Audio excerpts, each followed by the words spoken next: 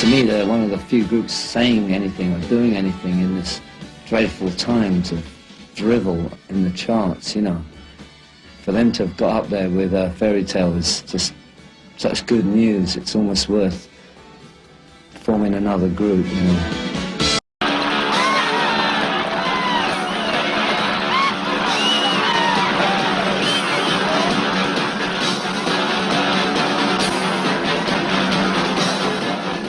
And of course, the ninth Pogue, who must be a conglomeration of Kirsty MacColl, myself, Mary Coughlin, and whoever, Steve Earle, you know, whoever comes up with them.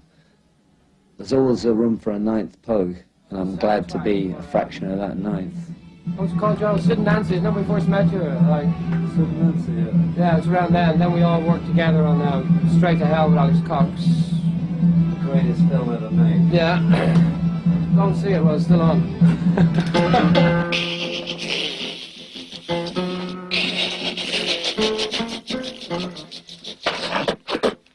When we went to America on the last tour, Philip Chevron was ill. So Joe very gallantly stood in for us, or stood in for Philip. And he still comes and plays with us now and then, you know. He keeps his hand in.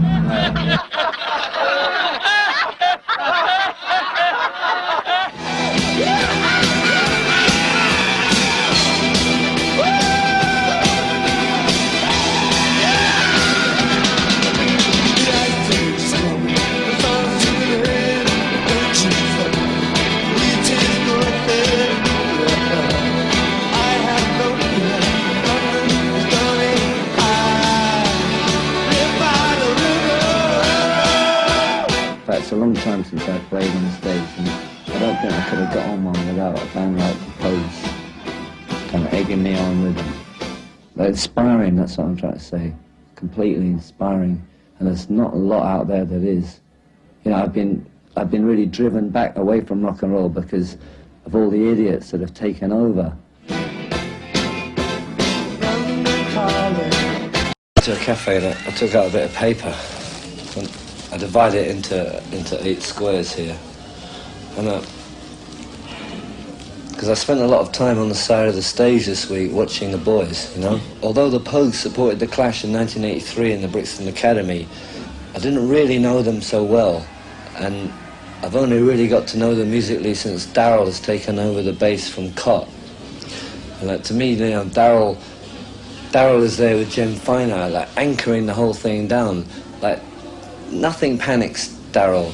I started to look at Jim Finer, you know, and I thought, like, Jim, he'll kick me for saying this, but he's the Bill Wyman of this group, you know, like, without him, they're all gonna float away into the air, you know. When I get a group together, I'm definitely gonna cover If I Should Fall From Grace With God, because playing that number in America, I just have to restrain myself from rushing on stage. It's not the playing of it I want to join in on, it's the singing of it, you know. Coming up through these boys, coming up through these boys.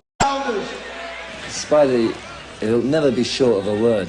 I've heard he used to be a used car salesman, and I fully believe it. And I heard that he never managed to even sell one car. I can fully believe that as well. But Spidey, you know, is a great wit, which is really the personality of the band, you know. That brings me on to, you know, the visionary, the poet of the band, Shane MacGowan, who I think is like one of the finest writers of the century. And for so long people thought they were a drunken rabble, but they've just got no idea how great he is. And then I was thinking about, you know, who's doing the work, because in every group, I always think back to my own group, The Clash, you know. To me, like, the rhythm was bashed out by me and Topper, and like, I was looking at the Pogues, and I was thinking, you know,